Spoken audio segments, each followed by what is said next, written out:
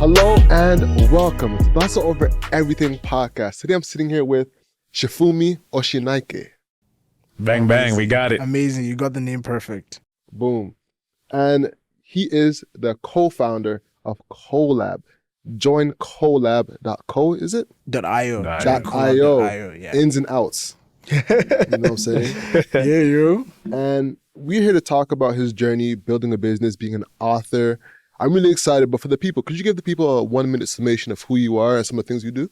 Yeah. Hello, everyone. My name is Sefunmi Osinaike. I went to the University of Waterloo, and my background is in electrical engineering, but I wanted to transition into tech because I was very fascinated by all the stuff that was happening in Silicon Valley. I had no skills in terms of knowing how to code or knowing how to design, but ultimately what I tried to do was try to build something with a group of friends. So that helped me kickstart my career in product management. So I ended up working at top tech companies such as like Microsoft and Apple, and then other smaller startups, both in Toronto and the Bay Area. And after that, I published a book called How to Product, which is stories on how you can transition into product management from outside the industry, which then gave us the motivation to start Co.lab, which is essentially an online school that helps career switchers transition into tech from outside the industry by providing them with real-world experience. So we're focused on project-based learning. We want people to feel confident, competent, and know that they have all the skills that they need to successfully transition and succeed in the tech industry. So that's what I spend most of my time doing now as one of the co-founders of the company. So yeah, that's like a little quick intro about who I am. Outside of work, big soccer fan, Manchester United fan. I play soccer as well. Love food, love eating. So I like trying new places. So yeah, that's a little bit about me. Man, I got to give you this, man. That's one of the best elevator introductions we've ever had on the show. I did not practice it, actually. I have like, I try to like think about, when people ask me to introduce myself, I honestly don't even have like a script. So I just like say whatever makes sense, and hopefully like it flows. And I guess today's intro flowed. Yeah, man, that sounded clean, man. So to kick things off, man, we know you're an entrepreneur, we know you're a product manager, but what sparked that entrepreneurial spirit inside of you? That's actually interesting. I don't know how to answer that question. I feel like it's like when you got it, you got it. That sounds very So when you cocky. feel it, you feel it. When you feel it. Because growing up, my dad is an entrepreneur. So he's the one person in my family that I'd never seen him work a job ever since I could remember. He had his own thing. So I think that was inspiring. And I think when I was younger, honestly, it was just like the hustle, man, just like trying to fill your time and trying to do something. So I was always the guy with like ideas, or just always trying to hustle, always trying to like make money one way or another. So I think like that is what started it. I think like when you just have that drive to do something outside of the ordinary, and then I think you just like nurture that over time, and you find opportunities and more things to do, and then you build up on your entrepreneurial skills.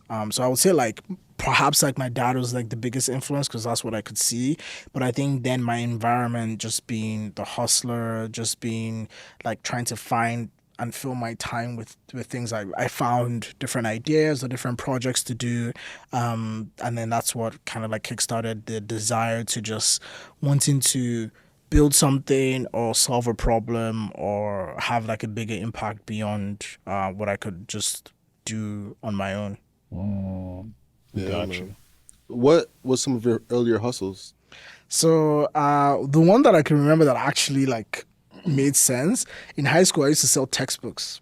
In high school, Like not in used- college? Yeah, Yeah, used high school. textbooks. So Okay. Is this in Nigeria or in Canada? no, not in Nigeria, in Canada. Like, so when we had like our foundation year before going into uni, I was like selling textbooks, because you finish a course and you bought this you buy a brand new textbook for like $180, $150, and like you're not using this anymore, so you want to like sell it. So like I'll buy books from people for like $80 and sell it for like 100.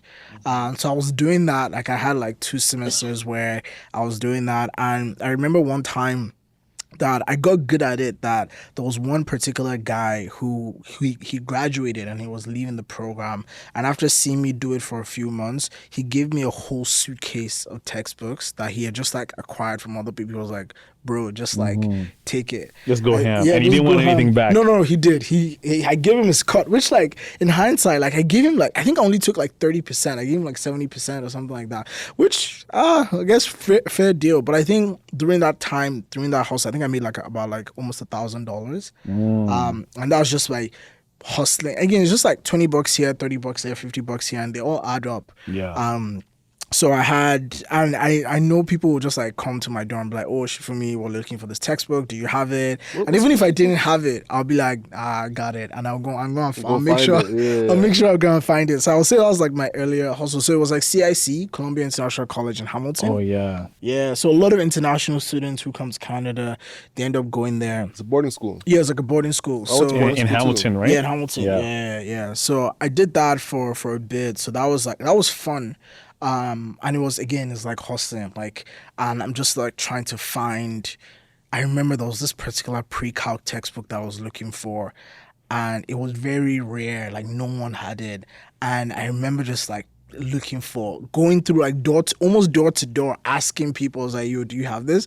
And I finally found it with some student, and like I honestly just made $20 on that book, but I was so proud that I could get it for the person that wanted it, because I was like, yeah. It's about that customer service. Yeah, man. exactly. You So know? that was like, I guess, like my first real hustle that actually brought in money. I've also been like a photographer before. So in uni, I started this like photography gig where like I'll take pictures of people or do events. I make a couple $100 every event that I did. It was called 42 Storm. So I was doing that with a friend of mine. So I was always just like trying to do something, whether it's like creative or just like to make extra money on the side. So I'd say like those are like the two hustles that at least has generated like over $1,000 like in its entirety, and yeah, it was very interesting and fun, and I think you learn something from each of those experiences that ultimately builds to something bigger and larger. So now you graduate, you go to Waterloo. Yeah.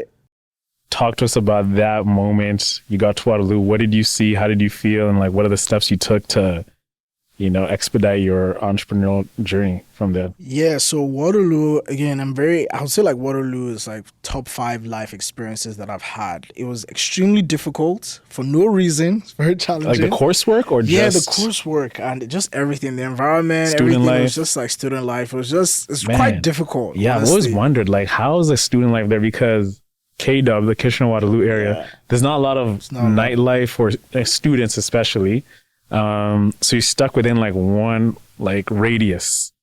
How is that like juggling like the intensities of school and then also trying to have a social life? Yeah, so I think like if you just have a strong friend group that can like keep you going. But if you're someone that loves activities and you want to do other stuff outside of the campus, you're not going to get a lot of things to do, which can be disappointing.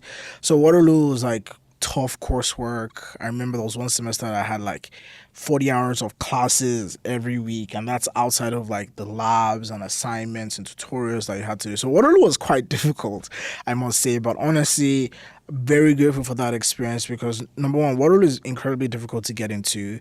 Once you even graduate, I feel like there is a certain level of prestige that you feel, and I still feel that because like I went to Waterloo, so I'm grateful for that. There's a certain level of confidence that you also feel, not just getting in, but staying in and eventually graduating. So my Waterloo experience, and particularly my entrepreneurial experience in Waterloo, birthed from the first year. So in Waterloo, in the engineering program, in order to advance to the next semester, you need to maintain an average of 60%, which seems like 60%, like, of course, like it makes sense, right? I went to high school, used to getting like 90s and 100s or high 80s. You're like a high achiever. Yeah, it was just like high school was like, okay, cool. Just and everyone around you is like the same, like top 1% or 5% in their class, in this engineering class. And now you get hit with your first 30 or 40 in your midterms and you're like freaking out. Mm-hmm. So after my first midterm, I was like, bro, I might fail. Like, I might have to drop out of this program. And we're all feeling that way. And an interesting stat is like after the first semester, 80% of the international students that we started with failed the first semester in the engineering department. 80%. At least 80%. That when I calculated it was 80%. And that stayed with me. I remember how I said 60% was the average. My grade after that first time was 60.5. I can never forget. Like all the courses that I took that year, Waterloo 2012, I remember every single grade and my average was 60.5. You scraped by. Just scraped by. Damn, bro. But a lot of other friends that I had didn't eventually make it. So I was like, damn, I got to do something about this. And I was like, also for myself too, because like this is cutting it too close. So I was like, I'm going to solve this problem. And immediately the Waterloo environment, you see that folks are building apps. A lot of people are in like Silicon Valley. We had this accelerator called Velocity, and it was great because like you could do a startup while you're a student, and essentially glamorize the whole, you know, you're in college but you can drop out, pursue this company, and maybe it will get bought out someday, or you grow into this You like amazing raise a lot of company. money. Yeah, because like BlackBerry came from Waterloo, Kick Interactive, the old messenger tool, came from Waterloo, Ted Livingston. So like you're surrounded by that, and you're Instacart. like, huh? Instacart. Instacart. But even at that time, I guess I didn't know about Instacart at that time, but I guess Yeah, he that was was around your working. time. He was working on it. So just like being surrounded by that, I was like, I'm going to do that. I'm going to be one of those people. And my problem that I'm going to solve is helping people be better at their grades and be better at like passing and whatever. Just I wanted to just help students like myself and the 80% of my friends that didn't make it. So that's sort of like the environment that first year got to me. And what I did was at that time I took two of my closest friends in Waterloo at that time, and we're like, okay, we're gonna try and build this app. Again, we didn't talk to any other person. We just assumed that this is the solution. And yeah, and for us, the hypothesis at that time was students were spending too much time on Facebook and YouTube, blah, blah, blah, whatever, and not spending time studying. So we're going to create this anti-distraction tool that will block you from using all those social media apps so that you can study, which, again, in hindsight, was definitely not the right way to go. But again, naive young folks, you're like, this is it. You're not going to tell anybody about the idea, and you're going to build it. And that was my plan from the first year of University of Waterloo. I want to ask you this. So as a high achiever in high school, elementary school, you've been like top A student. How did you deal with that identity part of transitioning to university and actually being exposed to adversity of not achieving those high grades anymore? Did you feel like this fraudulent feeling, or did you feel like, nah, I got to get over this? What was your mindset at that point? Like when you're averaging a 60, when you're just been a 90 student your whole life? It was tough, honestly. It was really hard to navigate, and the sad part of it is like it didn't even stop in first year. And I think there's a certain level of acceptance that you have to accept at some point. And I think there's a certain level of reframing that I had to do. But I remember after one of my finals in my dorm, I don't even know how this happened. I was sitting on top of my fridge in my dorm. And I remember calling my mom, and I was like, nah, Mom, I failed this program. I just want to just give you a heads up. I was just letting her know that, you know, it's a wrap, because this was the hardest exam I'd written in my life. And I didn't even finish it. So I was like, there's no way I'm passing this course. And if I don't pass this course, I knew how the other exams went. I had, I think, 2 or 3 more. And she told me, I think what she told me really impacted me for the rest of that period and beyond. She was like, look, okay, you've written this exam, it's fine. You don't feel good about it. Focus on the next one. Just like forget about what you've done, just focus on the next one. And I think that mentality really helped me. Just like, do you know what? Whatever is done is done. You can't change it. You've left the exam hall. There's no point worrying. So I just like went back to study, and honestly, again, I passed, and passing is all that matters. Like at some point you start to learn that, you know, as long as you just keep moving forward. And I think it was until third year that I realized that, like, hey, like employers don't care about your grades.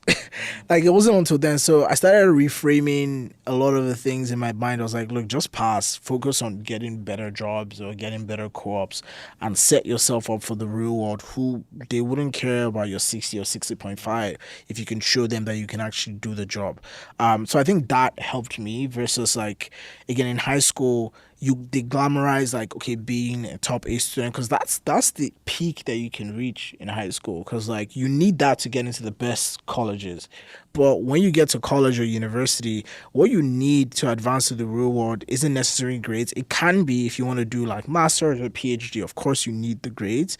But if you want to go into the industry and work in whatever profession, then you should maximize getting real experiences. And if those real experiences, you can get that in your course, focus on those courses. But if you can get that in like internships, volunteering, like, I would prioritize that. So I think I got to learn that later on as I advanced in Waterloo. And then so I just stopped worrying about, like, I was like, oh, 60 here, 60 there. I was like, as long as we pass, we move. Yeah. That was my mentality. Yeah. Got you. Most definitely, man. So when did you start Co.lab? So Co.lab didn't come until, now I'm trying to do math, 3 years after I graduated uni. So I started in 2020. Co.lab started in 2020. Oh, this is COVID, baby. Yeah, COVID. Yeah, exactly. COVID, baby. Yeah, right. Yeah.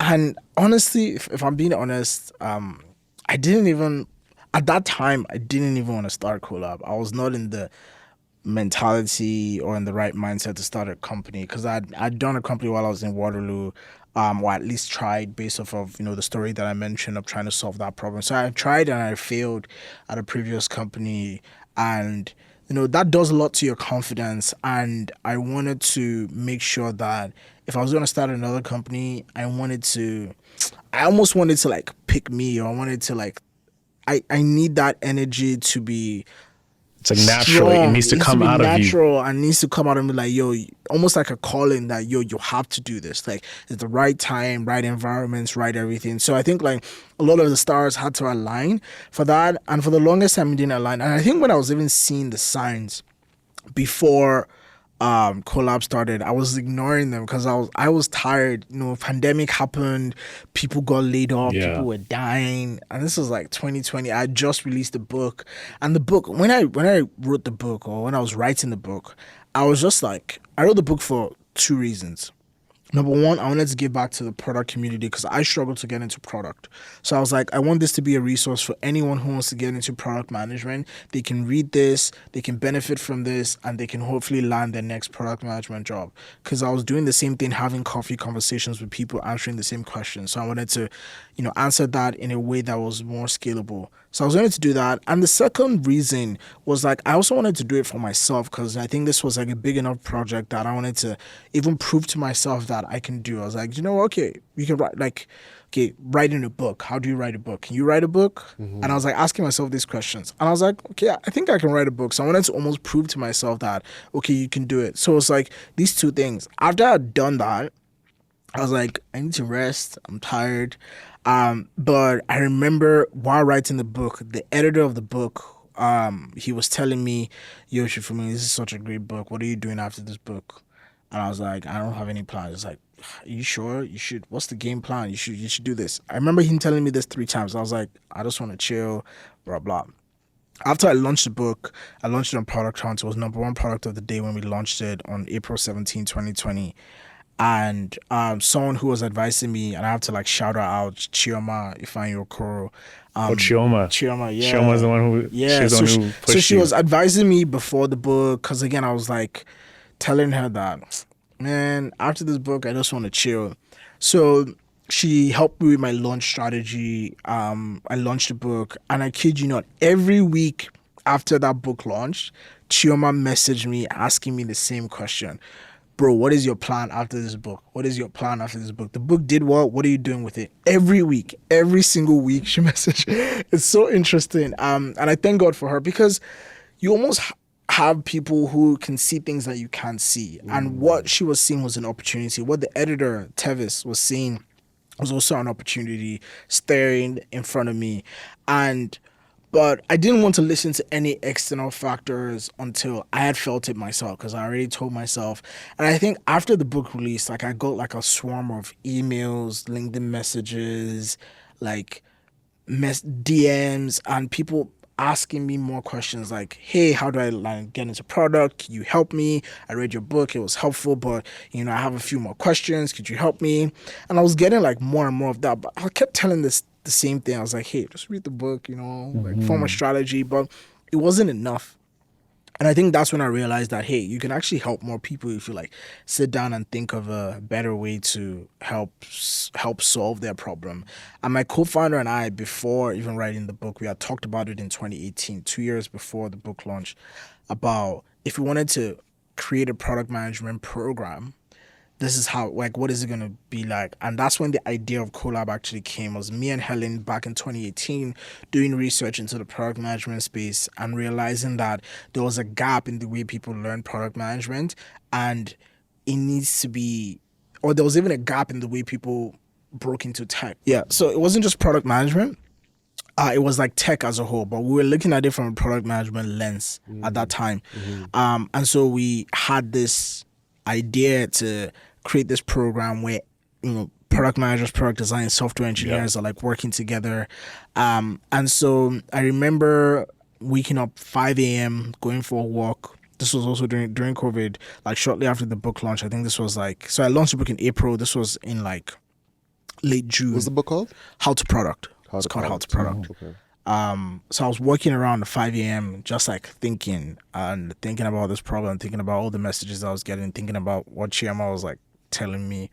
And then the idea came back, and it was like, I think this is the right time. So I came back after my walk. I think I walked for like an hour or two, because like I started when the sun was down and eventually went up. I messaged Helen, and I was like, I sent like a long block of text. I was like, hey, I think this is like what we're going to do. This is how I'm going to do it. This is how I'm going to like test it and validate this. I think I'm going to do this. And again, we've talked about it, me and her, and she was like, hey, good, cool, do it. And then that's when I was like, around like late June, early July, I was like, yeah, we're going to start something. It wasn't called Co.lab at that time, but it's what Co.lab ended up being. But at that time, I was like, yep, I feel confident. I feel like I can solve this problem. I know that I can do it. There's an opportunity here, and it's going to be successful. That conviction and that confidence, it's something that even till today, I reflect on, and I try to channel some of that energy, because the way that I felt at that time, I knew it was gonna work, and I just can't explain it. And I was like, wow, like even though I had some roadblocks trying to like get it off the ground, there was a certain level of conviction that I felt that, hey, this is gonna work. And because I felt like everything was just like, it was like divine intervention. Yeah, it was almost like, I felt like I said, I wanted it to call me. So yeah, and then 2 years later, or over 2 years later, we're still growing. I mean, it's still challenging, but learning a lot, learning every day. Yeah. Before getting deeper into Co.lab, I just want to educate the audience a little bit about product management, right? Yep. It's a very ambiguous title, and a lot of things can mean a lot. But what does a product manager do? Yeah, that's a good question. My favorite question. So to simplify product management, and what product managers do, in every tech company, it boils down to two main roles. The product manager is in charge of trying to figure out what the customer wants and how to deliver that want to them. Like, simply put, like, that is your job as a product manager in every single company, whether you're doing SaaS, whether you're doing services, whether you're doing hardware or software or anything else. Like, customers have problems. What are those problems? How do you identify those problems? Good product managers know how to identify those problems effectively. They know how to tie that back to a business opportunity that, if we solve this problem, this is the business opportunity for us. We can make X amount of money, or we can gather this much data, or we can capture this much attention, and then it translates into other things.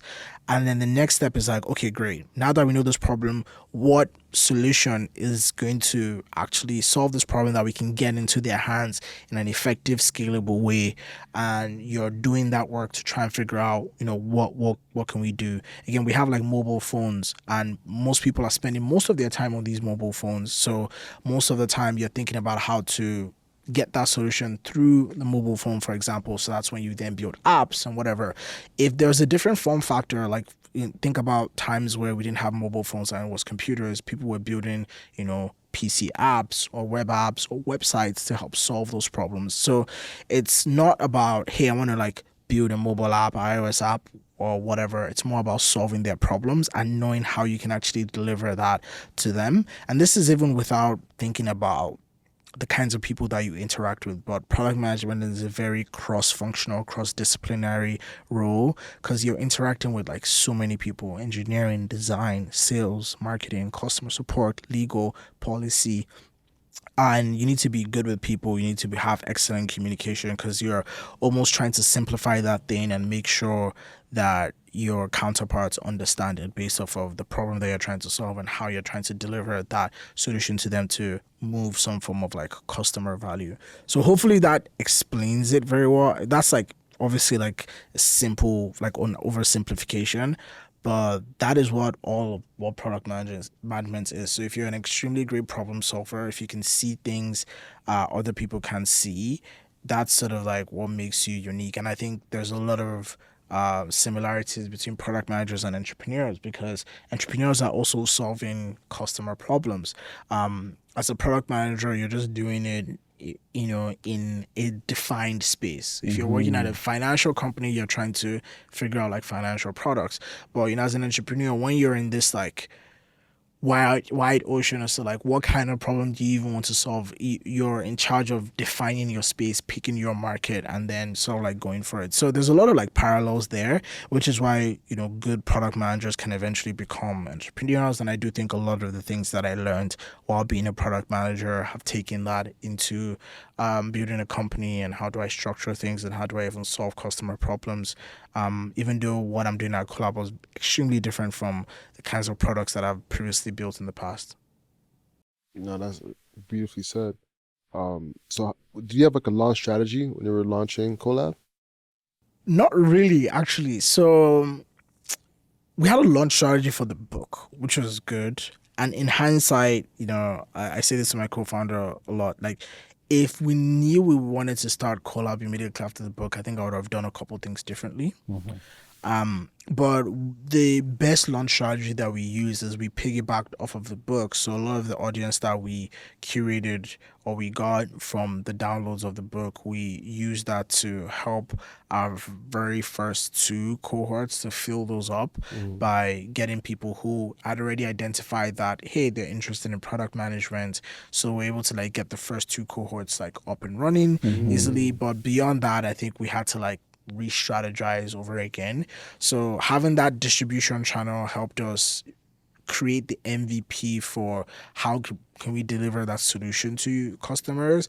But then I think after the second cohort, we had to like find a different way and different strategy to find customers, and we're still refining that even till today, like 2 years in. Most definitely.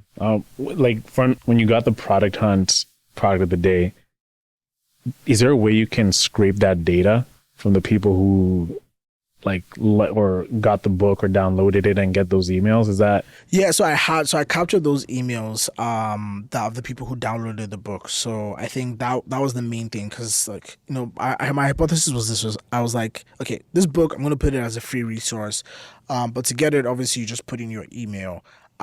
So that is like an indicator for like, okay, this book is about product management. It's very clear that it's about product management. So there's the thought that, some people who are downloading this book probably already are product managers. Some people might just be curious. Some people might be interested in product management. So it was like, okay, how do we then find out who's who? So then you start like email marketing and trying to like segment people and try and figure out like who is who.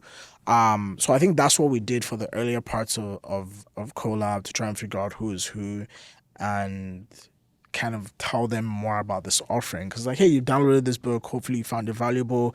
In the next step of your journey, you can actually gain real world experience. And we're trying to like explain the problem in the best way possible, in the easiest way possible, because a lot of programs out there, and university is the big reason for this, is like, hey, get a certificate, get a certification. And a lot of people think, if I have this certification, if I put it on my resume, I'm going to land this job. And that is never true for pretty much like 95% of the jobs that are out there. So being able to communicate that clearly, that hey, you do not need a certificate. What you need is real experience. What you need is to actually build something real. What you need is to be able to work with a designer and a developer on a cross-functional team. What you need to do is solve a real customer problem. So being able to like explain that in a simple, effective way that can resonate with them, I think that was the big challenge early on. So after we did that, we were able to like get folks in the very first, and I think the very first cohort, we had 9 PMs who signed up with us. 9 students? 9 students. Gotcha. Yeah, just like 9 students, PM specifically. And because that's sort of like where we started, and then we had to do like a lot of work to even figure out how we can match them with designers and developers, because that was like a big part of the equation that we hadn't yet figured out. That Helen came on and drove and really like knocked that out of the park, because that's what actually made Co.lab real. And then after that, then we had like a more integrated program. We're thinking about it from all 3 lenses of not just product management, product design, software development, which are the core roles for product development. And started like working towards what we can do to serve all of them better, create a curriculum around all 3 of them, and help guide and provide support for all 3 of them. Walk us through, as a product manager, someone who's aspiring to be a product manager, when I sign up for Join Co.lab, like what's the pricing? How did you define the pricing structure? How do you walk them through the tracks of like step 1, step 2, step 3? How did you define what that program is going to look like? And also, what made you feel like that was a successful way to do it? Yeah, that's a very good question. And I think the biggest, and this isn't novel or anything, and I don't think that, I don't go around saying, Co.lab is doing something that's like absolutely unique and world changing. I think a lot of things that we're doing is very impactful, but in all honesty, and this is something I tell people for free, like what we do in the Co.lab program simulates what we do in the Co.lab program simulates what you do in the job. So what we just did was look closely at how product managers work in the real world, in the real industry, from not just my experience, from other product managers' experience. While I wrote the book, I spoke to 40 different product managers, and after that, I had other conversations with almost, probably at this point, over 200 product managers, and understanding what they do in their day-to-day was very influential in how we design the program. Because what we tell our students is like, we simulate what it feels like to work at a real tech company. So we bring the good and the bad, and we try to strip away a lot of the noise, and we try to then create a safer environment that you can sort of like walk through all the things that you do at the job before you get the job. So then when you're speaking to hiring managers, you're talking at like you've done the job before. And I think that's what a lot of people don't have when they're applying for jobs. You hear the same thing over and over again. You need more experience, because they're going and they're like talking about some high level sense of what they think the role is. They've read blog posts, they've read books, and even other people are just like talking to them about frameworks. Use this framework to prioritize, blah, blah, blah. And it's not real. That's not what you do in the real world environment. I mean, yes, some companies use frameworks, but a lot of them don't abide by it. So we pick the best parts of what makes a company run and what product managers actually do, the commonalities that we found in hundreds of these companies in their product management practice. And we've designed a program that would walk you through every step. But we've also obviously condensed it, because product management projects can last a year, 2 years, 3 years, multiple quarters. It depends on the project. But we've condensed that into 2 programs. One is the sprint program, which essentially walks you through product strategy. So product strategy is the first part of product management. As I mentioned, being able to understand what the customer problem is. What is the so I don't know why I started laughing all of a sudden. Sorry, don't mind me. Yeah. Customer problem. What is the problem that your customer is going through? How do you do user research? How do you talk to them effectively and find these pain points that they're experiencing? And then you're almost kind of like documenting that and having like a good understanding of the discovery process. So that is very vital. And that is like a 4-week program where you've actually spent time thinking about the problem that you're trying to solve. After you do that, so think about that as like product management fundamentals, setting the foundation for what it is that you're going to do moving forward, because there's no point identifying the wrong problem and then spending time building the wrong thing. Because again, product managers in the real world, if you identify a wrong problem, even though you have the best developers, the best resources, and companies get this wrong all the time, whereby they build a product, they release it, and it flops. That means like the problem wasn't in the execution, was in the problem definition. So we have that program to help prepare people for that. And now there's the core Co.lab program. So that one is for product managers only. Now the core Co.lab program is when you're taking some of those learnings there and you're executing it with a team. So we then match you with 2 engineers, a designer, and a mentor, and over 8 weeks. And we've condensed the entire product development lifecycle into 8 weeks, where you validate, define, design, and develop something, and eventually ship something that people can use. That's one of the things that we emphasize. Scope down your project, ship it, make it live, and allow people use it. When people use it, even if it's 5 people, you can take that to an interview and say, look, you've solved this problem and 5 people are using it. And you can even say with your chest if you actually solve the problem or not. But those learnings are very valuable for hiring managers, because now you're talking like a real product manager. You've taken their feedback and you know how you can improve. So that is sort of like what the program is like on a week-to-week basis. You have the accountability, you have the submissions, you do all the things that you normally do at work, with a lot of guidance, giving you even a safe space to fail, to pivot, to start again if you want. So we've pretty much just like made it like how it is in the workplace. And so for people who don't have the time or resources to join our program, I tell them like what you should do is, I tell them exactly what I just said. Find a problem and solve it for a customer, right? I tell this to them for free. If you don't have access to developers and designers, join communities, reach out to people, network, and find people that you can build with. Of course, that's very difficult to do, right? You don't always have time to get people and rally people around. So what Co.lab does is like we try to make it easy, because everyone is vetted, everyone has the skills, everyone is enthusiastic, and everyone is really excited to build something. So we form the team for you. So you're coming in as an individual, and then you have this team of people that are working with you, building something real with you, and it's really incredible. And Co.lab students have built incredible products like Chrome extensions, mobile apps, text messaging services, chatbots, web apps, Mac OS apps. And this is me focusing on the solution. I can go into detail as the kinds of different products people have built, but ultimately it's impressive to see what people who are trying to transition, giving them an environment where they can actually thrive, and they're learning and they're doing and they're building and they're confident, and they can land jobs at the Googles, the Apples, the Microsoft, the Amazons. We have students in all of these companies, and in such a short time frame. Again, we've only been around for 2 years. Seeing that really warms my heart to recognize the impact that we're making. So I'm happy about what we do. And anytime I feel down, I tweeted this the other day, I reach out to our students and I speak to them and I try to understand, hey, how are they doing? How do they feel about the experience? And, getting that energy. And even if some of them who haven't found jobs yet, the confidence that they feel, they're like, do you know what? Like, I can do this. Like before my interviews, I used to feel terrible after, because I have all these questions that are thrown at me. I don't know the answers to them, or I'm not even getting past the first round. And now they're like, I feel much more confident. Like, even though I don't get to the next round, like I'm answering these questions like I have done it before.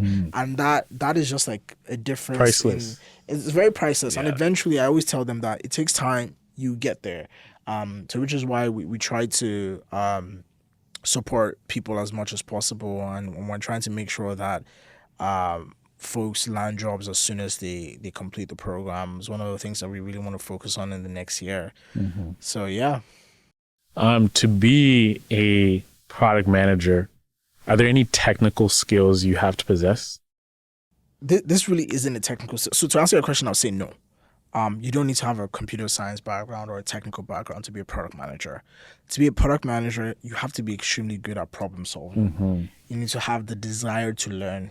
You have to be enthusiastic. You have to be curious, right? And thinking about your customers all the time. Your customers need to be top of mind. So you need to care about what those customers care about, even though the things that they care about might be technical. So my co-founder, Helen, she has an earth science background. And while she was at Microsoft and later on GitHub, she was working on extremely technical products, like products that developers use. And she was never a developer, but she was an outstanding product manager. And that's because she was curious enough to spend time understanding what her customers wanted to do, asking the right questions, and you learn. You don't have to know how to code, but you have to listen to people, understand what their pain points are, watch what they do closely, and you get motivated and excited to solve their problems. So by communicating effectively, by asking the right questions, you can gather all the information and the context around the problems that you're trying to solve and then propose it to the people that will execute it. Because ultimately, as a product manager, once you understand why something is wrong, you just need to communicate to your developer or your dev lead or whatever that, hey, this is the problem. And then they would implement it and they know what they need to do, the steps they need to take that will actually solve it. You don't need to know how to the code that they write that is going to actually impact it. So it's all about the mix of being curious, being inquisitive, being enthusiastic, being customer focused, and knowing how to solve problems for people. It's almost like troubleshooting. And think about it as the all these million Lego pieces and you're trying to build something and put something together, and you just have to be extremely good at spotting the right sets of pieces and putting them together and seeing if it actually forms a nice structure that you're going towards. So having that vision or having that understanding of where you're going also helps. Yeah, that's huge. Now I want to get into really building the business. One thing I actually took a quick step back, so I thought there's a valuable point that I want to share with the audience, is that you found that Trend Hunter was the best place to distribute your book, right? And from that, it was a lead magnet that you used to capture emails that you then got basically for free, and then use that to market and build your business off of. Yeah. Right? So I just wanted to highlight that because I thought that was like a stroke of genius that you did. And quickly, when it comes to Trend Hunter, do you have to pay to get your product on there? To Product Hunt? Product Hunt, my apologies. Product Hunt, no my worries. apologies. No, you don't. So it's free. So it's free, yeah. So it's so interesting, and there are several reasons why I picked Product Hunt. And in hindsight, I'll still do the Product Hunt launch, but I think there are other ways and other channels that I would have launched that could also have been just as effective, right? I think what is important is you have a distribution channel where a lot of people can know about your product at once. I think Product Hunt was very interesting because I had a mentor who has launched a lot of products there, and from the numbers that I've seen, they seem to do very, very well because you have so many people going to that website every day, tens of thousands of people to explore new things and explore new products of the day. So I felt like it made sense to use it. I think again in hindsight I would have used other channels as well. Social media is also if you have a good social media campaign, that could also give you the same set of results, as long as the communication and what you're saying is the exact same thing. It's hey, there's this resource. If you're trying to break into product, you should check it out. It's free for a limited time. That's what I said. And I believe day one, which is very interesting and fascinating, and I didn't expect this. Day one, we got 7,000 downloads in 24 hours of the book. Yeah, it blew my mind. So I was like, bro, this is insane. I had this map on my phone that shows, because I was able to capture it with one of the tools that I use, of the people around the world that had downloaded the book, and it was really inspiring. I was very shocked to see that from all parts of the world. So that was very inspiring. But yeah, I think that the most important part was being able to at least capture their information. Because if I didn't do that, That would have like been it was just been like a lost. So shout out to Chioma again for pushing you. for pushing me. Because I was just like, yeah, honestly, I don't care. This is a free resource. I saw you start selling it on Amazon too now. Yeah, but again, a lot of the proceeds to that, like I'm just donating that. So like the book is not like a money. And I told myself, I was like, look, we really don't care about making money from the book because the purpose of the book still remains the same, to like have a resource for people. The only reason why it's on Amazon is because they do print on demand. So they print it and they actually like You send it distribute out. it. So Amazon also takes like 70% Of the it. money? Yeah, so it's not that much. So it's just like whatever we get, we just download it. So the ebook is on Gumroad now, and I literally just like hand it to people and just give them a code. Like I don't. There's no desire to sell it because it's something that again was put together like with community in mind. So all the time I tell people like download this book. We can also like hook y'all up with like a code if y'all want for people to just like download the book because it's a way to just like more Get learning resources. and stuff like sure. that. Yeah, free we can link it resources. down below. Yeah. Sure. I Right know you here. have to do that. Link down below. Link below. I always wanted to do that, although I don't have a YouTube channel, but But you Now- will now's see your it. chance. Now's your chance. Like and Your camera subscribe. is that one right there on the Sure. left. All right, Yeah, yeah. look in the camera. Like link down below, guys. link down below. Download How to Product for free. Shout out to Hustle Over Everything for hooking y'all up with the coupon code. And if you're right here, don't forget to comment and also hit that subscribe button. Hit the subscribe Yes, button. and the like button. And the Like, like. subscribe, and The like share. button. Tag. Exactly. You know what I'm saying? Send it to your we friends. never do that. We never do No, you this at should. all. You should always tell people. Like people need to be reminded. You need to tell them Yes. all the time. Like Mm-hmm. like, subscribe, share, comment, tag, post. Yeah, man, and also when I hear that on videos, I actually end up like, because I'm liking the video and I'm like, you know what, I'm gonna support you. I'm gonna like, Yeah, exactly. and I'm gonna hit that subscribe button. Yeah. Because Like, it costs nothing to subscribe. Like Most it's definitely. legit free. Like even before I used to think that, oh, do you have to pay to subscribe in the early days of YouTube? But I was like, yo, it's free. So like, yeah, why don't you just like subscribe to people that you really care about? So yeah, definitely subscribe. Yo, bro. So I want to talk about like the business and like the economic side of it. So you go ahead and build this business. How do you finance it? And I also saw on LinkedIn you have 53 people that work there. So like I just want to understand the metrics of like who's teaching the course. Oh my god. that's so How funny. many students have you taught in the past 2 years, and how do you guys make money?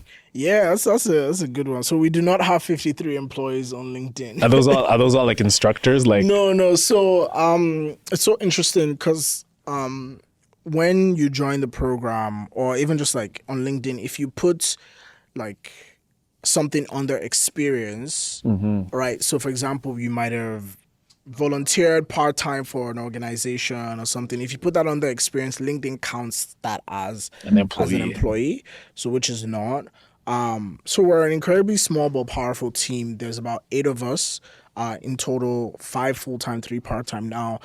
We're hiring 2 more people soon, so like growing our team to 10 hopefully in the new year, so excited about that.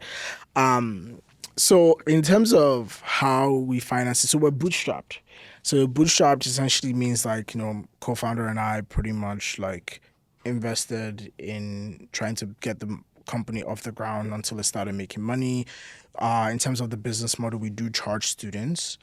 So students come to our program and pay to get upskilled, and then after that they're able to progress to the jobs of their dreams, hopefully, or they just have more skills and they feel a lot more confident depending on what they're trying to do. Because not everyone who joins our program is trying to find a job.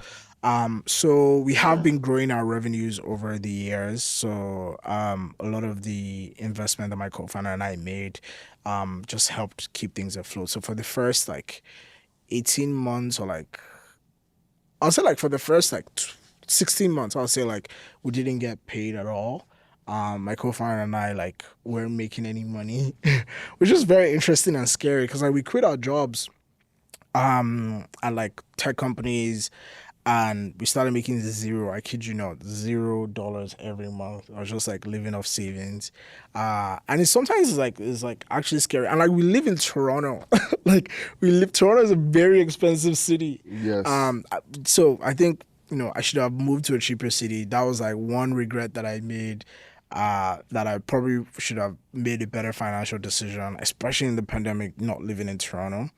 But anyways, I digress. So for the first like 16 months, we didn't pay ourselves. Yeah, I'll say first 16 months. Yeah, actually, yeah, it was first almost 16 months. I We mean, didn't. it was 2020 though, so you're at home.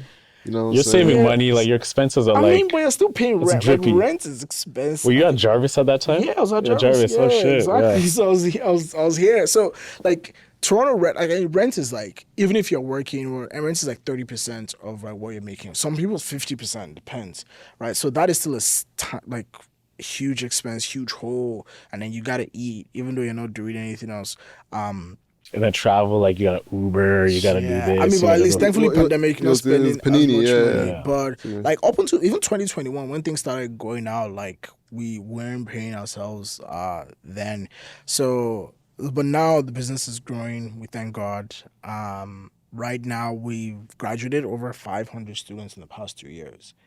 From 30 different countries who have gone through our training program as product managers, product designers, and software engineers.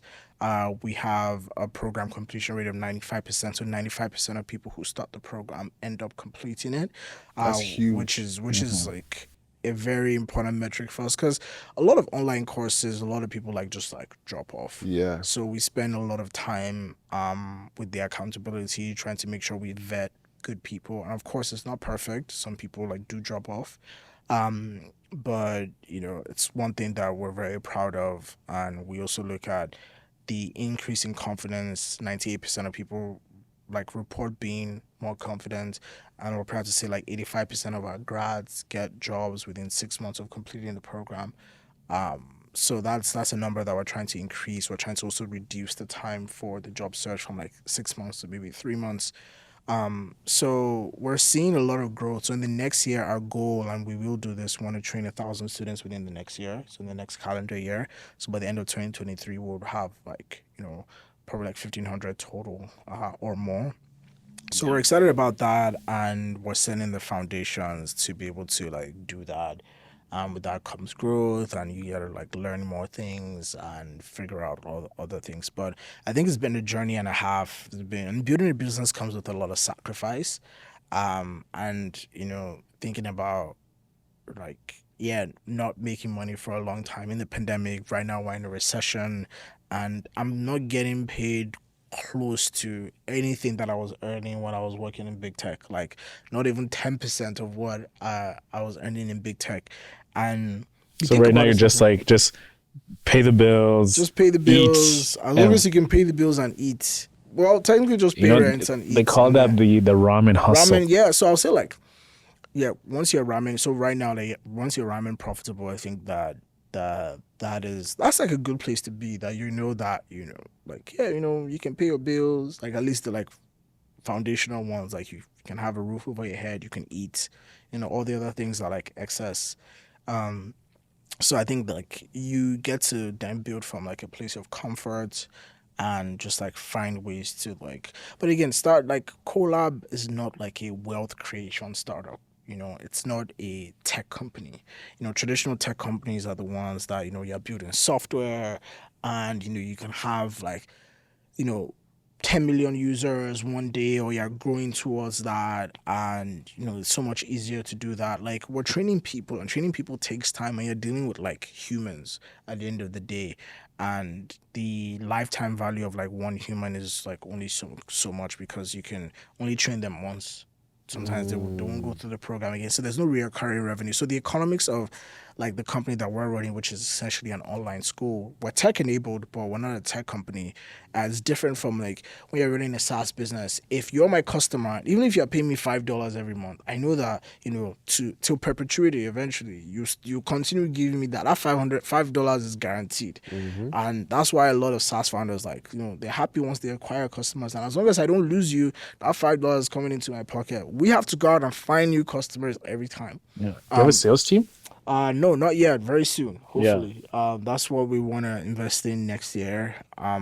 So I think we've accepted it. We know why we're doing it. We absolutely love it. We're big on community. We're big on impact. And I think once we realize the impact that we're making, I think that is okay for us, and we feel very happy with it. It's because you're really changing lives. And I remember someone in our program who didn't go to college and came to our program, software engineer, and ended up getting a job at Microsoft in Seattle in the HQ. Person is there now working, and it's just your life changes, right? Because like Mm-hmm. now you have like a higher paying salary, and I don't know the reason why they didn't go to college or whatever, but now there's the opportunity, like if money was a barrier, now you can send your kids to college because now you're working at a company that will help support you in all those ways. So it's really life changing. And even when I think about um my family, like my great grandfather like was a herdsman. He was like just like herding sheep and whatever. And I think once you get more and more educated, my grandfather was like a clerk, you know um you get more and more educated, and that provides value for your family. So I think when you're educating someone, which is what we're doing, and transforming their lives, you get to educate generations, so that compounds. And I think that is really fulfilling, and that's what one of the reasons why we do what we do. So excited about where Co.lab is going. We want to train as many people as possible, and we're big fans of the way that we learn, and we want other people to adopt the same way of like experiential learning, where it's like simulated to feel like very real. Um, because we've taken a page from like medicine, law, and accounting, that the when you go to med school, when you go to law school, you're learning very similar things that you learn on the job, which is very valuable. And we're trying to do that for tech, and we certainly hope that we succeed. Now, most definitely. Would you ever?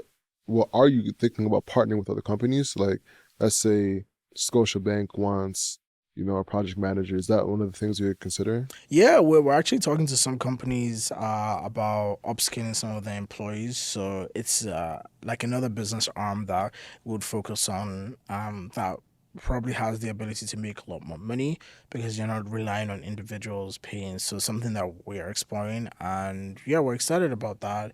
But it's like a different kind of business. You need like different sets of Yeah, I need people. more It's different teams. yeah, different teams, do more BDR, like managing those relationships. But it's something that we are considering. Yeah. Most definitely. How are you acquiring your customers?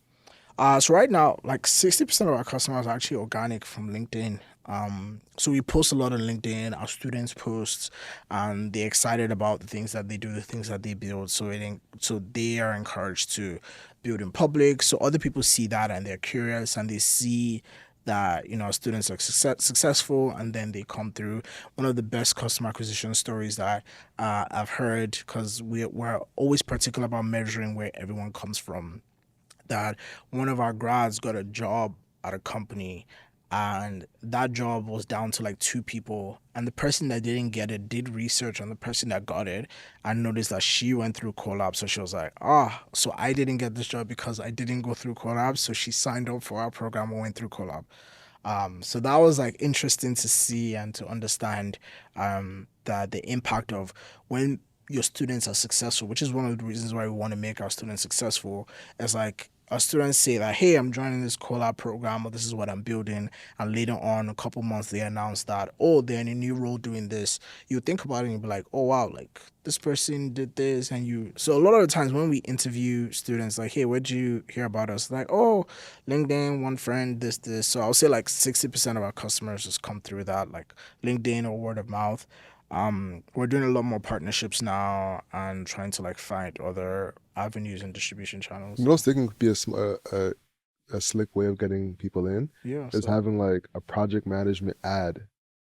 Like this, like having like an Indeed ad of project Yeah. management, and then just having people apply, and then just yeah. So you kind of don't get in. So it's so interesting because we're trying that. Someone has advised us that before. So it's not like before I was a bit like iffy about it, because I didn't want to. So what I initially thought that was putting up a fake job description, but it's not that. Indeed actually has ads whereby if people are searching, I'm like, hey, need more experience, join Co.lab. It's something that we need to look into. I should actually write that down. Did I bring my note? Well, I didn't bring my notepad, but nah, You have your notes on your it's phone. okay. Yeah, I'll It's do okay, that, bro. then, We're yeah. recording it for you. Yeah. You yeah, got but I need this. to remember because someone told me about it again. It's like, oh, you should do that, and we haven't done that yet, so we should really look into it.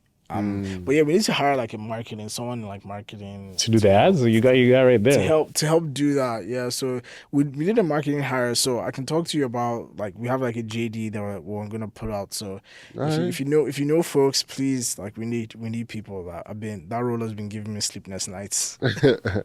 All right, man. For sure, we can talk.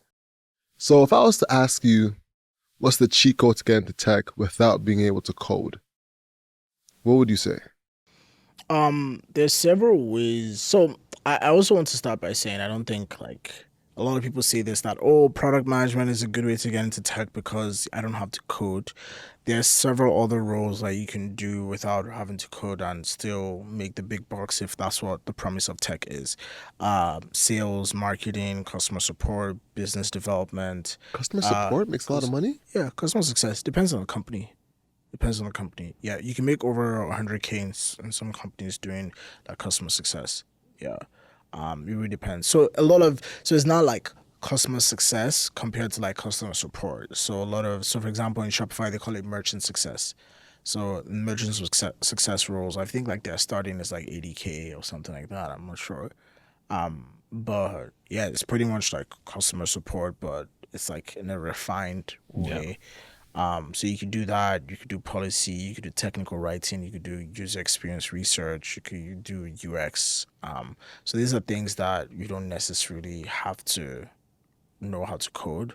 For roles such as like sales, BDR, and all those things, like there's almost like a playbook that you follow. Like so, if you're good, for example, with sales, if you actually have the right personality type and you join a company and that company has like a good sales like playbook for sales, I think you can like get in there and like do very well, especially since like sales they actually get like bonuses based off like if you hit your quota. I know someone was making like crazy money, like high six figures because the person is just extremely good.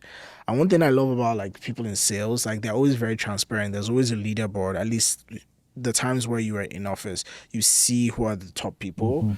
And I remember when I was working at there was this company, one of my previous company, and this girl was always at the top. Like, and the space between first and second was like it's like she was doing three or four people's jobs. She was just like extremely good at it. So there are sometimes like if you got it, you got it, and you're in tech. You're working at a tech company. You're getting paid sometimes more than developers. So Yeah, some salespeople, man, they earn like 350, four yeah, hundred it's with really fun. commission. Yeah, Like they're eating. yeah. That's why you see some salespeople stay in one company for 5+ years. Mm. Like for example, at Alita when I was there. This one chick, she was always a I know the president. person that you're talking about. At Alita? Huh? At Alita? Or someone else. Oh yeah. But she's President's Club every single quarter, every single year. So President's Club is like the prestigious of all salespeople. Like if you put I was President's Club at so and so company and it's notable, like you are an immediate like rock star salesperson, like account executive. So it's a big deal. Yeah, it's a big deal. It's a big deal. And like, how many developers are making 350 cash, not total A lot. comp, but like RSUs or stock options? So, like, you can do the research as to like, hey, what do you like doing? What are your strong abilities? What is your unique ability? And then how can you use that to transition? But if I wanted to answer that question with product management, like what is the cheat code and get into product management, I would say you need to be able to like demonstrate a lot of the important, valuable skills that companies are looking for. There's a lot of the soft skills and there's a lot of the hard skills. A lot of the soft skills is like, great communication, user empathy, customer obsession, being organized, all of that good stuff. But at the same time, they want to see hard things that you've done, like how have you solved a customer problem, how have you moved a metric, how have you improved the lives of people that you serve, right? And how are you thinking about that? And you can frame that in different ways, even if you haven't really worked in product management, but you've done something similar, or even as an entrepreneur, for example. Like, let's say you had like a brick and mortar store. If you express how you have, improved the customer satisfaction rating of that brick and mortar that is thinking like a product manager, right? Let's say you even improved Google review, or you implemented Google reviews, and you say that, you're able to like get the restaurants to 4.8 stars on Google reviews, having 300 reviews in the span of 6 months. That is impressive. That is talking like a product manager, because you've solved the problem for how do people notice your business now, and how do you showcase that you have good customer satisfaction out in the public, and that improves your discovery. It's even better when you can even say, since that happened, the amount of traffic that you now have in the store has improved by X%. So you're talking like a product, and those are the hard skills people want to see, that okay, you are able to identify a problem, come up with a way to solve it, and follow a particular process to solve it and see it through. So I always tell people, like, think about the soft skills, think about the hard skills. A lot of people have the soft skills because just by being human, you can be a good product manager. I feel like everyone has the ability to be a product manager if you really think critically, love solving problems, you're clear at communicating, and you just have better mannerisms and more professionality than other people. You also have to be a business, people person too. Yeah, you have to be a people person. But I've seen good introverts who are also good product managers, even though they're like hate talking to people a lot. Sometimes you just have to like muscle through it, but you don't necessarily have to be. And there's, again, obviously different flavors of product management. But I think what's missing for people that know that they have the soft skills, they're like, oh my God, someone give me a chance, is the hard skills on how do you communicate, stuff like that. And I would say the easiest way is like, if you honestly building something is the most impressive thing that you can do to a hiring manager.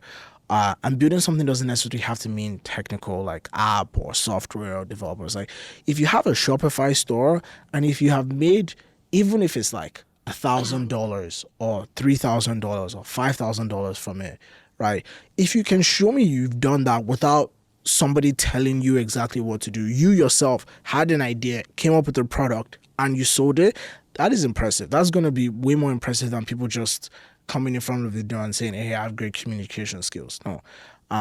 So being able to show something you can show is better than what you can say. Something that's real, something that's tangible is better than anything that you want to say if you want to prove. So showing something is important. The way I got my first product management job, I built an app in university, which was supposed to be my startup at that time. I took that app that barely made it off the ground. Outside of my friends and family who downloaded it, like that app didn't go anywhere. I took it into those interviews, and I was showing all my interviewers, oh, this is the app, this is what it did. Give it to them, they played with it, and they're like, damn, you built this? I was like, I didn't build this. We had a team. We built this as a team, but I was there trying to figure out what we needed to build. And that was way more impressive than anything they had seen at that time. That's how I got like different offers after interviewing at the top tech companies. That's how I made it into Microsoft. So you need to show something. And when you can show something, like that allows you to be better than other people. So don't just have a resume, have a portfolio, showcase something that people can go and play with. And anytime I've interviewed and hired product managers in the past in previous companies, I personally would never even interview someone if they don't have a website on their resume. That was just like a personal thing. Not all hiring managers like website. that. Yeah, like why don't you have a personal website or like a portfolio that can showcase what you can do? Yeah, you're gonna want me to read. Do you know how many resumes I'm reading? And now I'm reading all these points and trying to see if you can do what you can do. When you have a website, bam, put it in, play around with like the different things that you've done or that you've built. I'm like, wow, this is impressive. I want to talk to this person.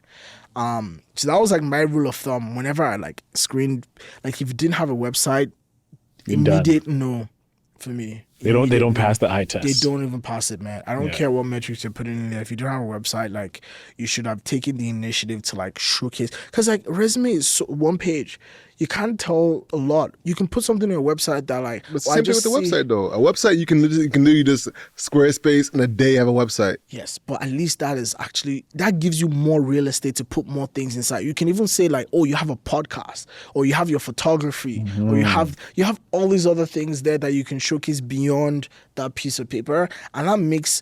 There was a guy that I recently I invited him to an interview simply because on his resume he had a link to his Spotify. He was a musician. It was a role that we were hiring for at Co.lab, right? It wasn't for a PM role, but I looked at the resume and he was like, he's an artist. This is a Spotify link. Went to it, played it. I was like, shit, this guy is like, like he's an artist, right? And I interviewed him. Yeah, yes, he he wasn't didn't good? get the job. No, like as a Spotify artist. You went around it. No, the He wasn't Spotify. good. It doesn't matter. I don't think about it, but I think it's He like wasn't good. I think it was He got to the impressive door, but he enough. couldn't make it in. No. As a candidate, he wasn't good for the job. Yeah. But at least he got into the door. Like I would not have interviewed him if he didn't have that, right? So that was like at least getting you through the door. And if you're impressive enough, like maybe you would have gotten the job, right? And again, he could have been, but we had obviously way better candidates. But when you showcase something beyond just like paper and metrics, you're becoming a human that can connect with someone. Like I love music, so the fact that somebody was an artist made me excited that, okay, you know, what is this person? I want to like speak to this person. So it could be other things. It could be art. It could be photography. And your hiring manager could be into that. One of my good friends got a job at Apple because he connected. Hey, don't get me wrong, he still needs to have the hard skills that they're looking for. But he connected with his interviewer over badminton. He plays badminton. And while they were talking on the phone, they talked about that for 30 minutes. I kid you, his first round interview was like all technical, hard stuff. Second round interview was like more culture fit. Let me see about this person. And they spent 30 minutes talking about badminton. This man got the job. Because they can picture themselves working with you because like, oh, you're a cool guy. Like, that's what I care about. You passed all the hard skills and everything, but then when you're trying to like do the most and try to impress, like just be a human. But to not, you know, sway around the point that I'm making, hard skills, soft skills, super important. Make sure you can find ways to communicate those hard skills to your hiring manager. And I think that that's the best way that you can get hired in product management. You know, I want to focus a little bit on that badminton story, particularly because I find this in a lot of hiring practices. It's looking for a culture fit. Yeah. Right. So culture fit can actually be very discriminatory. Yeah. Because, for example, like I might be finding interest or common interest with badminton with you, but then there's another guy who could be maybe from like a Asian background or something that doesn't have to do with like the North American Western culture that we live in. Yeah. Like, oh yeah, I go to the cottage or I play squash or all these different things, right? So it's a way it can eliminate a lot of people. So what do you think about people who work so hard to get in these jobs, but then someone just gets through the door because them and the hiring manager like badminton? Yeah. I think I want to acknowledge that it's like a sad reality. Yeah. And it's the truth. And generally, because if you think about it, the workplace is filled with people who do not look like us or who are not representative of the world that's out there. And sadly, hiring on any level is about being able to connect with the human. It's like the skills are very important, don't get me wrong, but a lot of it at some point when it gets to certain stages is more about like, can I picture myself working with you? And you want to pick people that you find it easy to work with them because it will just make your life easier. Unless companies are very intentional about changing that status quo, then you wouldn't find that, because you find that people look the same because they get the same. Like if you're a frat boy, you obviously like mesh with other frat boys and like the cycle. It's like, oh yeah, you're a part of that fraternity. Oh yeah, yeah, man. exactly. And I just use that because I didn't want to use any racial terminology, Exactly. but you know what I'm referring to. Of course. But and I think that is the reality of things. But the other side of it, and truthfully, is like those other people that get in the door, they still, most of them, not all of them, they still have those, they've still showcased that they have those other skills that they're looking for. So yes, it's discriminatory, but like 8 times out of 10, they're hiring people who can also get the job done. But that's not the point. The point is like, how do we, get people who like, it's essentially equal opportunity. Exactly. You want to be able to have that. And the solution isn't like, only apply to companies where there's only people like you, or like only black people, or only, Asian people, because like that wouldn't solve the problem. I think it's about being very intentional about like your hiring practices, making sure that you're sponsoring, initiatives that allow people at least build the skills. So by the time they get to that space, there isn't any bias there. And I do think like at some point, like companies try to remove some of that, like when it comes to that culture fit, which is why a lot of people have core values. So once you now like figure out people on the core values side, then it makes it a lot better for people to sort of like come in based off of the fact that, hey, you're going to mesh with this core value, not just like mesh with this individual. But there's still practices whereby there's a panel. If one person says no, you're not getting hired.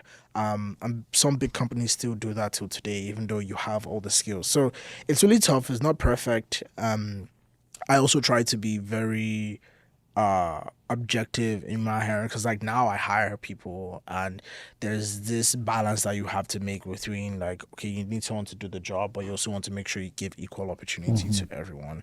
So something I always remind myself about, being intentional about, you know, providing opportunities for people, removing any bias that I have, and trying to make sure that everyone who comes into the door has showcased that they deserve to be there and they have an equal shot at everything else. But again, you still find the occasional times where you connect with somebody over like a Spotify playlist or over soccer that obviously weighs everything, which is why it's also important to involve other people in the process. So as part of the things that we do is like everyone has to talk to someone before we make a decision. So you're not leaning towards one person and it's not one person's decision, and we it's also not unanimous, but you have like some form of like scoreboard that can track different things that you're looking for, so you can actually point out the objective things that is required for the job, instead of just like, oh, I like this person, or me and this person will get along. Yeah. We spoke a lot about like the soft skills of like being a PM. Like you got to be able to manage people, you got to be able to do this, you got to be able to like talk to customers, but put some light on the tools that we can master in towards becoming a product manager. Like what certain frameworks exist out there. Like maybe like there's like Excel sheets that are there, there's automation tools, there's feedback tools, like that whole stack of things that you can start practicing. Because like from what we've spoken about, it seems like, yeah, you just got to be this person, but what are those things in your tool bag you need to have and you need to learn about to be able to like harness everything together from like the soft side of things? Yeah, so this is perhaps like an unpopular opinion on my end, but I personally don't think you need any toolbox. I know a lot of people would disagree with me, but you know, because obviously on your resume you want to say, oh, you know how to use Jira and everything. Like, I'm not going to hire you simply because like if there are two product managers, one has experience, the other person doesn't have experience, and you think I will hire you because you know how to use Jira, because it's one of the most popular project management tools. Because like with whatever tool that a company uses, you would figure it out. Yeah. When it comes to product management, because most product management tools are communication tools and organizational tools, right? And obviously you can communicate in different ways. You can communicate with presentations, so you can use like obviously like PowerPoint, or like what's the one Apple uses again? Apple. Yeah, Apple has a presentation. I can't remember. Apple It's- has a I- It's presentation. It's called I actually use it. I love it, but I can't remember. Apple has a presentation. I know what it is, man. It's Yes, I'm just like, man, it's gonna piss me off if I don't get it. no, I think scroll to the other side. The other side. It's Keynote. Keynote. There we go. Keynote. Yeah, so yeah, Who Keynote. use I use Keynote. Yeah, I use Keynote. Man, listen, Canva, one time, bro. Exactly. Canva. Now, exactly. Canva's So, way better. Shout out Canva. Shout out shout out Canva. Shout out to all the parents. shout out to the parents. Shout out to all the parents. So that is a way of communicating, right? So a lot of times you can't measure a lot of that. And then again, you could know how to use Slack, a company uses Discord. You can know how to use Jira, the company they're joining uses Asana or Trello. So all those things are not important as long as you're willing to like dive in and understand the tools that Figure it out. they're using. So for example, designers use Figma a lot. Do PMs need to know how to use Figma? Not necessarily. But would you be able to work better with your designer if you know how to use Figma and prototype and like put your ideas down? Of course, you'd be more effective. right? Would you be better communicating with your developers if you can code? Of course. But now, are we going to now tell every product manager that now they know how to code, they know how to learn all the languages? So yes, you do have an edge if you know a lot of those things like the Figma, if you know how to code, if you know how to like use GitHub, you can like solve merge conflicts because like if you wanted to like put up a PR and your developer can see it and you can build camaraderie there, yes. But is that like a huge part of the job? Not necessarily. I feel like that can make you like an A star or whatever if you wanted to do that. But I don't think it's like a prereq. A lot of the times you be evaluated with your product thinking, your thought leadership, um, and your ability to solve problems. So that's what most people are evaluating as a PM compared to like, oh man, this guy could solve so many problems, but man, he couldn't use Figma or he couldn't use Jira. Like I've never heard Yeah, that never before. heard that. I've Yeah. never heard that. So I feel like a lot of like junior PMs try to over index on that and say like, oh, I know how to use the tools, I know how to use Jira, which is why even in our program we tell students like use whatever tool works for you. Like we're not trying to put you in this box and tell you that because you're using Jira now that's what's going to get you the job. No. It's a lot about the experiences, the good and bad. Because again, if you showcase that you have failed and you failed woefully, interviewers will appreciate that. I'm like, wow, you can recognize that you messed up big time, and they're sure that that wouldn't happen again. Yeah. Depends on the kind of mess up, but every Yeah. failure is usually helpful. Most definitely. No failures, only lessons. What has been your biggest challenge building your business? The biggest challenge, I feel like it's always a different challenge every season. But here's what I would say. I would say the biggest challenge is perhaps the market that we're in. Unfortunately, education is severely underfunded, and it's something that there isn't enough information about the right things to do. You almost have to like educate the entire market about what you're trying to do because again, like I said earlier, universities would push this agenda of okay, you get this certificate, you get this degree, you get a job. That's the promise of university. Like universities have been failing for tens of years, even hundreds of years, some universities. But no one questions them because they're the big authority that we're always used to. So you almost have to like educate the market that hey, it's not a university going to because they teach product management in university now. I'm just like, why? And some programs are good and getting better, but a lot of those people don't set people up for success. A lot of people are not promising the right things. So I'll say it's very challenging to convince students over otherwise. This was also very challenging to take money from students. I don't like taking money from students personally, and that's just the problem with the market and the fact that education is seriously underfunded. So if we're a government organization now, that government tells us that hey, we need to like make product managers better. Like it's a lot easier on the students. It's a lot easier for us because now we have a good incentive from the government supporting a lot of these organizations to help upskill people that ultimately gets them the job and prepares them for that. So a lot of that is just not there. So I think it's just like a general battle. When you're in education, education is one of those few services that you provide whereby people are giving you their time and their money. Right, so it's a lot on the people who are going through the process compared to like if I want someone to mow my lawn, I pay them, my lawn gets mowed. I don't have to move from my couch. But now you're paying and then you have to study and you have to like be available and all that. So it's just very difficult and it's very challenging and you want to see results immediately. So the nature of the promise of education and the market and the mentality around it makes a lot of things a lot more difficult than they are. So it's just like a constant battle trying to like manage a lot of those moving pieces in people's minds and also in our mind as an organization, which is like again being true to your vision and knowing that look, you really want to help as many people as possible. It's not for wealth creation. Because if I wanted like a wealth creation startup, I should like be focusing on building software that I can just build this app once, you can reach like millions of people and all of that. But I think like what brings me the most joy is like what I'm doing right now. And there's just like a lot of like structural societal things that are just very difficult to navigate, but I think we're getting better at it every time, and we want to continue to like push for this mission and encourage a lot of people. But yeah, again, just to even go deeper in what I'm saying, for example, to go to university, you go into debt.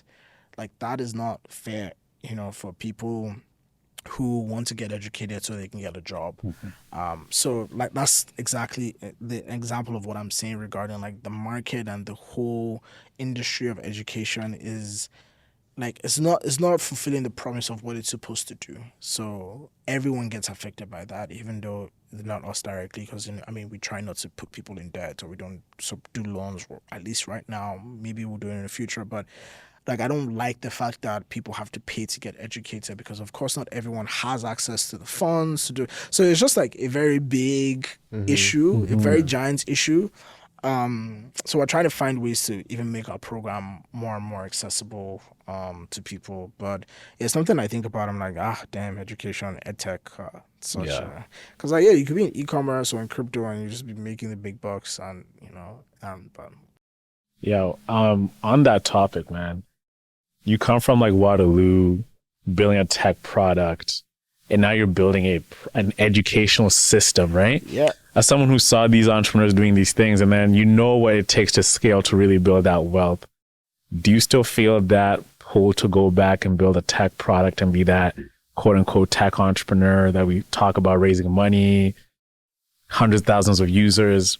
How do you feel about now that you're in this position now? Yeah, I'm not gonna lie. I do think about that. My co-founder sometimes reminds me and tells me, and she's a very hardworking, caring, and supportive person. Because sometimes she tells me like, Shifumi, there's other things that you could be doing as well. And I think as part of me recognizing that and us recognizing that and still choosing this, I think that there's something there that we're trying to. It's almost like we're fighting the good fight. But yes, I do think about that. I have friends that have raised millions and millions of dollars, friends that I've mentored, friends that we've worked together, people that we've classmates, and they're building products. I have friends that have companies worth $1 billion. But a lot of times they look at me and they tell me that like what you're doing is a lot more impactful than what they're doing. A friend of mine who has raised like hundreds of millions of dollars, he looked at me and said, Shifumi, do you know that Co.lab has made more impact and has made more money than my company? Straight up. And then I appreciate the honesty, because like even though the world of the venture-backed companies doing all these amazing things is like very glamorous, and that's what society celebrates. Yeah. It's not all it seems inside, and I'm grateful for the friends who are there letting me know and telling me that like, hey, Shifumi, you're not missing much. So even though I think about it, because like, I could be on TechCrunch, I could raise this, blah blah blah, but inside it could be like, damn, we don't know what we're doing, or like, we're still trying to figure things out. And like I know companies, friends of mine, like they have been around for multiple years. They haven't delivered any single customer value since they have existed. But yet they've raised money. Yes, they've raised money, but that's just the nature. Like investors would fund. Like think about what was happening last year. People are funding ideas, and they will give you 10 million that you haven't done anything, and it will take you 3 years to build something, and you ended up building that thing, and it doesn't even work. Right, that's just the nature of the VC model. You build this, you paint this amazing vision, and I'm not saying that all entrepreneurs are not trying to accomplish that vision, because a lot of people, including my friends, are trying to accomplish that vision, but they realize that it's a lot harder than it seems. So it's to not get lost in that. So I'm constantly reminded that if we don't get lost in those inputs that you can control. So right now, what I can control is like, look, I'm making the impact. Yes, 500 users, 500 students. It's small, but I'm very, very grateful for every single one of those people that I know we have changed their lives on a deep level, Mm-hmm. on a very, very deep. To educate someone and transform their life, it's like a very deep thing. Think about a lot of the apps that we use. Again, yes, it does solve our problem, but like how much of the problem does it solve? Like, yes, maybe it makes life a lot more easier and a lot more convenient, but there are very, very few apps that you can really think about, like, hey, how is it impacting you on a very, very deep level that is transforming your life? Mm-hmm. If it's not like maybe like an information resource, or you're using it to like read books, or using it to like train Even like yourself, learning a or language. learning language or stuff like that. Like a lot of it is just like, again, entertainment is important. Like passing time is important as well, because sometimes you need that. But when you're impacting people on a deep level, there are very few products that do that, and not a lot of them are the most glamorous, talked about things, because everyone wants the cool, trendy stuff, which again is exciting and has purpose and has its place in society. But I've come to tell myself that, hey, that is not my role. That is not what I'm doing. I love educating people. I'm very passionate about education. And I think that's something that I want to continue to do. Like, I've educated product managers.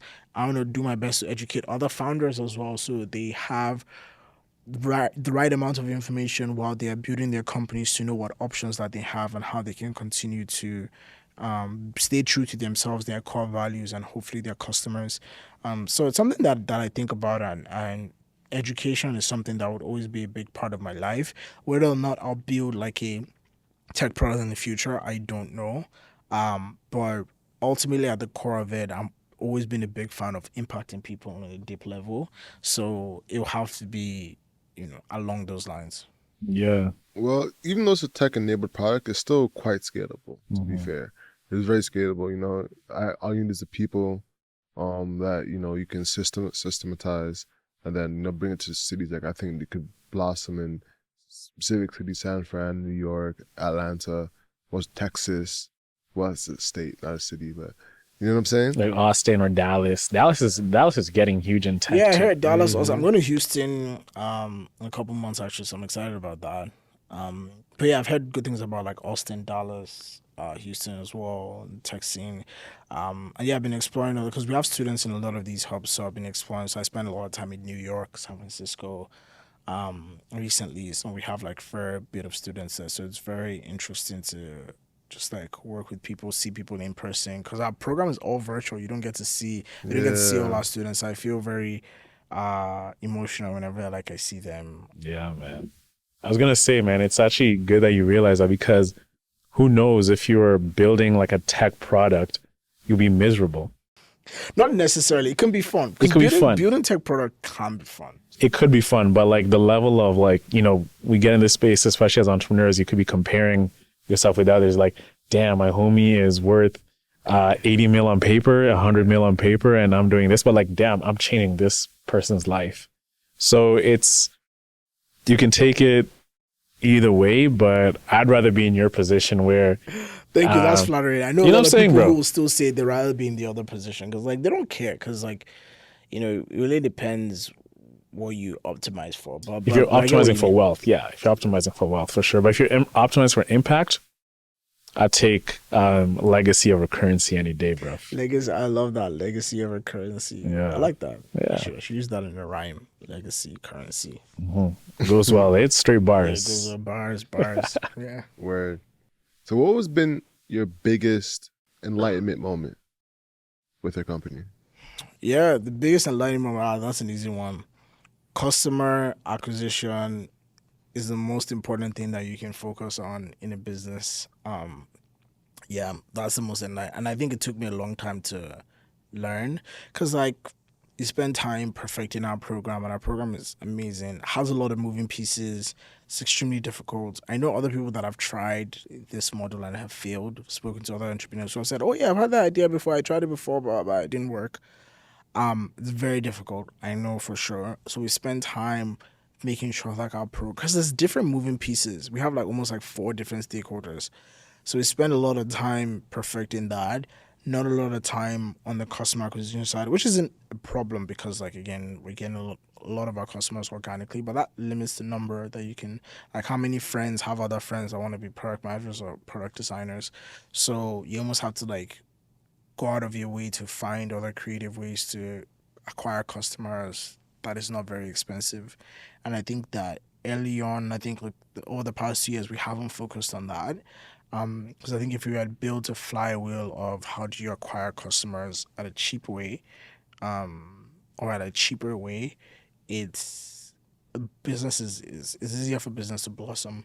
So I'm learning more about different customer acquisition strategies that helps us scale. Because it took us 2 years to do 500, and now I want to do 1,000 students in the next year.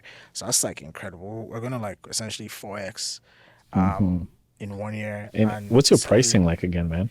Yeah, so pricing again changes all the time. So sometimes I always don't say, but it ranges from. So right now we've actually created a specific accessible program for PMs, the 4 week program that I talked about that is just 500. But the main core Co.lab The eight. experience for product managers, product designers, software developers working together. So that ranges depending on the role from $1,000 to $4,000. So again, still cheaper than like a tech boot camp that costs tens of thousands of dollars, like 10, 15K. But we tried to keep it very accessible. And I think like if I had to pick like a max amount that I'll charge customers, as I'm just charging customers, it's probably just $5,000. Because like beyond that, I'll feel very bad, even though again, like the transition is very clear. Like, okay, maybe I'm making like 70K right now. You want to get a product management job that can get you 90K, right? You make that 5K investment and that 90K will compound over time. So the wise ones can see it like easily. But again, not everyone is in a financial position to cough out 5K, even though it's spread across multiple months. Like we have payment plans and whatnot, but it's like their company should be paying for it, but not every company also supports learning and development, and there's a cap at the budget, or the government should be paying for it. Like, look at the things that are happening in the Nordic countries that education is free. Things like that need to work so people can actually elevate. And there's a societal impact as well, because these people go into jobs and they'll build products in these companies that will impact society. So I think governments or other organizations need to actually bear that cost so they can move people forward. But yeah, I'll say, but in terms of like pricing, yeah, ranges from like 500 to 5K, I guess, if I had to put like a low end and a high end. But we have a ton of free resources. We're reading other books. We're working on a free email course as well, because again, a lot of the things that we preach, we're very open about the things that you need to do. And if people find those resources and transition without having to go through our program, that's great. We're happy. We don't feel like, oh, we've lost something. But naturally, that there are people that need additional help, right? Some people can't do it on their own. And we recognize that, which is why we want to like help people as well. Most definitely. As you work towards wrapping up, where can people find you? Twitter, LinkedIn. My LinkedIn is Sefunmi Osinaike. Twitter is Sefunmi at Sefunmi Oshy, or she, which is like half of my last name but spelled in a different way. So at Sefunmi Sefunmi Oshy. Sefunmi on Twitter. On LinkedIn, I'm Sefunmi Osinaike. I'm trying to be active on both of them. There's a lot. You're dropping a lot of heat on LinkedIn, bro. Really? Oh gosh, I feel very cringe when I post. Have you seen the cringe calculator? The LinkedIn post. Yeah, I saw that. Oh my god. Yeah, LinkedIn is very cringe, but I try to be. I think the way that I've justified posting that frequently is being true to myself. Understanding like what do I want to share, because the reality is like, yes, my friends might find it cringe and be like, yo, shit, for me, like, what was that? But other people might find it very valuable. Yeah. Right. Other people who are not in your circle, who are not judging you, are like, wow, this is helpful. This is what I needed to hear. So I'm trying to just like stay true to like, hey, what is real to me? What doesn't sound cringe? And what do I want to put out there? So I'm trying to make more time to like make more content and share. Because that's like the easiest way you can like reach the most people. And LinkedIn posts, they go crazy. If it gets a lot of like engagement, yeah, it goes wild. Sometimes, yeah. Yeah. But I haven't cracked it yet. I know I have a friend, he has a business as well. He's cracked it. Like his posts get like 3,000, up to 10,000 likes. There's that Shopify guy. Yeah, that's the one I'm talking about. That's the one. I knew. I was like, man, I know he's talking about. Is it Toby or Toby? Yeah. He's great. He has I've spoken to him about it. He understands, like he has a playbook. He knows what works, man. He's cracked it. But again, he was very consistent. He was posting on LinkedIn for a whole year. Every day for 1 year, he didn't miss. And then he started to learn. So a lot of people want to just come, myself included, and like go viral immediately. Like that's not how it works. You gotta like learn what works and stuff like that. And somebody else that's doing what he's doing might not work the same way. So you need to like almost build at Find it. out what works for you. So find out what works for you. So I'm trying to figure out what works for me. So I'm trying to dedicate time because that could be where you get your leads. Most definitely. With that being said, ladies and gentlemen, that wraps up the podcast. The house is what you can control. So control your grind and control your life. I'm Alex. I'm Owen Osinde. And I'm Sefunmi Osinaike. Nice to show y'all. Peace. Have a great week, everyone.